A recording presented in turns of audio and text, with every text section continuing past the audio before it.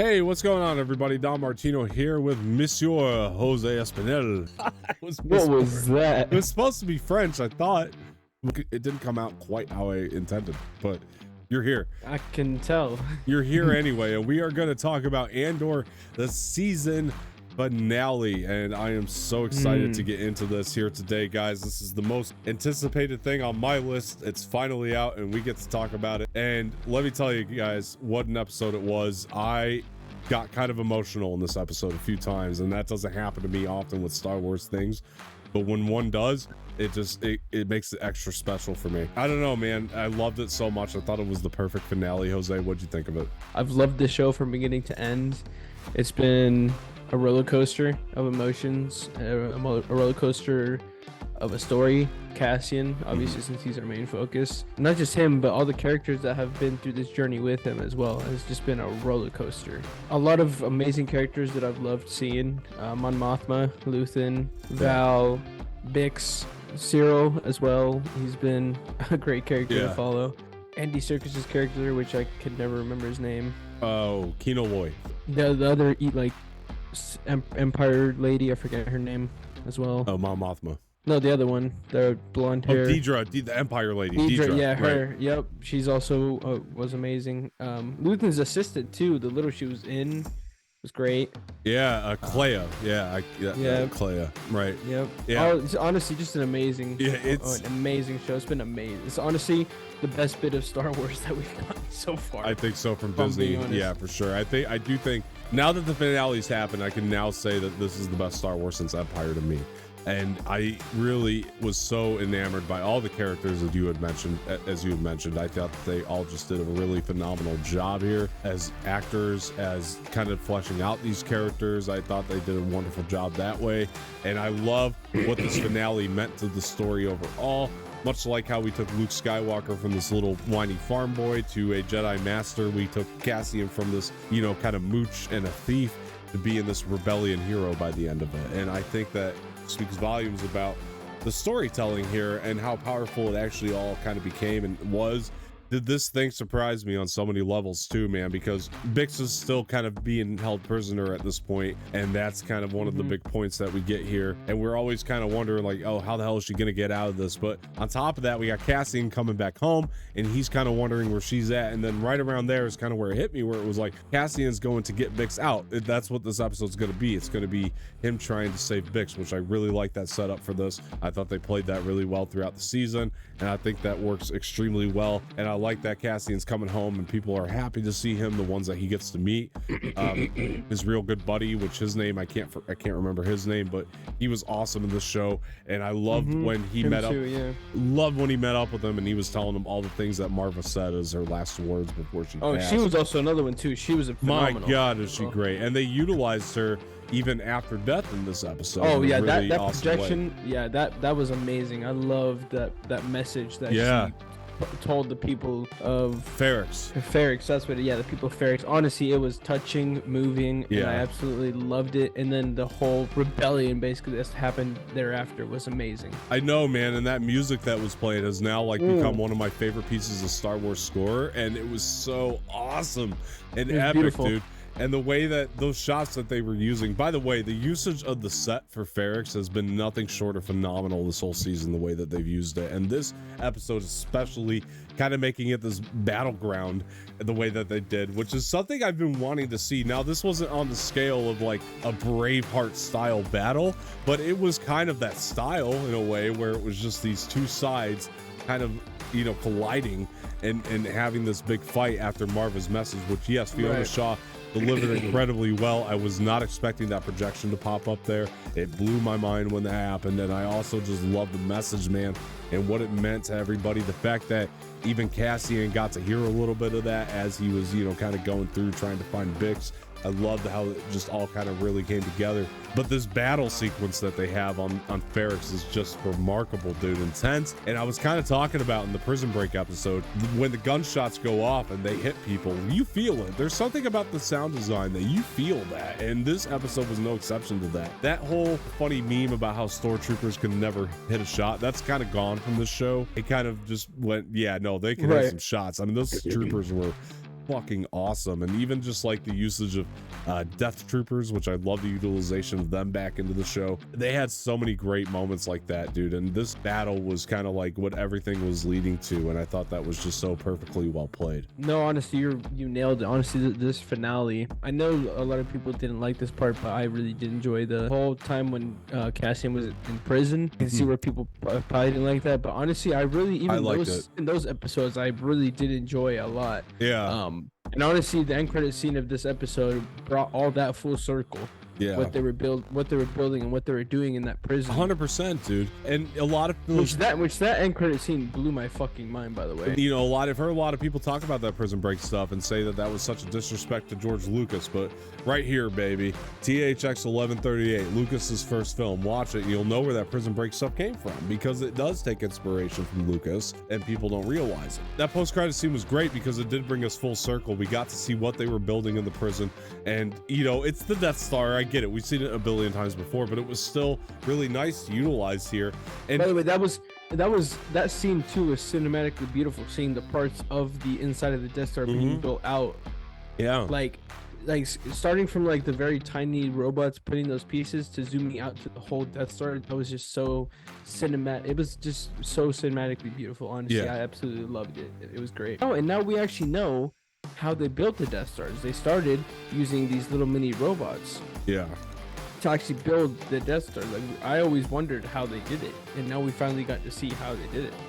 It was great. Well, you know what's actually kind of mind-blowing, and I'll go back to that Prison Break stuff, is through Rogue One and a lot of the other canon material, we're always hearing about how that Death Star got delayed in its production. Think about the Prison Break and how much that must have delayed the process, right? So just that one little moment is what caused the delays. It's kind of mind-blowing when you start to think about it in those terms as well. So yeah, I love that they utilized those pieces they were building there at the end credit scene to kind of show us, like, yeah, that's what they were building, and it all really started to make sense. I want a Kino Loy like series now. Oh yeah, absolutely. I think that could be explaining maybe he's the one that became Snoke, how he became Snoke. Oh, if they used his DNA, I don't think he would ever become Snoke, but I do think they probably used some DNA. That's a possibility, because we didn't follow up with him, and I think that could be left open for us to maybe speculate on. If you ask me, would be kind of smart. I did love one of my favorite scenes in the entire episode. I just thought from a cinematic standpoint, and the way it also worked in the story, Cassian was finally listening to the manifesto and hearing, I can't remember the character's name, but he died back in the heist episodes, and hearing that voiceover over Cassian looking out at the lightning and all that just looked beautiful. And it was a really awesome kind of empowering scene that I thought just really freaking played. That scene especially was awesome. I also loved the relationship between Dedra and Syril and how that's been built. I think that it's a really weird relationship, but when you see them together in that room, which by the way, I was like, oh my God, they're about to tear Dedra apart when they started taking her. But when they brought her into that room, and it turned out it was Syril the whole time and who saved her, I was like, once you see them together like that, you're like, yeah, that's a team up. You know what I mean? Yeah, for sure. And what I love about the Dedra character too is you do feel for her a little bit when she's kind of getting dragged through the mud and stuff, because you're like, she was just a woman doing her job and she's really fucking good at it. Like at the end of the day, like you do feel for her on that level. Cyril's just a little too creepy for me to have much sympathy for, but I do like his character in general. And one of the moments that made me laugh, and I bet you laughed at this too, was when him and Tweedledum were coming down to Ferrix and they both put the hats on simultaneously. Oh my God, I died. They switched hats and they put them on simultaneously. That shit made me laugh so hard. Oh my God, I died. Cyril has had some funny moments throughout the show, even looking back to when he was talking to his buddy over that like Skype call. And I talked about this my last like thoughts on, but like he shooed off the mother that was standing there. I thought that was hysterical.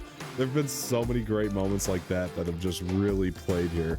And Cyril and Tweedledum, that's one of my favorite relationships in this thing. Diego Luna, man, he's such a good lead, and he proved to be so good in this. And I love how committed he is to the action moments too. Like even when he, you know, pushed that trooper up against the wall, like tackled him to the ground and then just like shot him, did that, you know, like popped him as if he was in like a Bond movie or something. Like that was fantastic.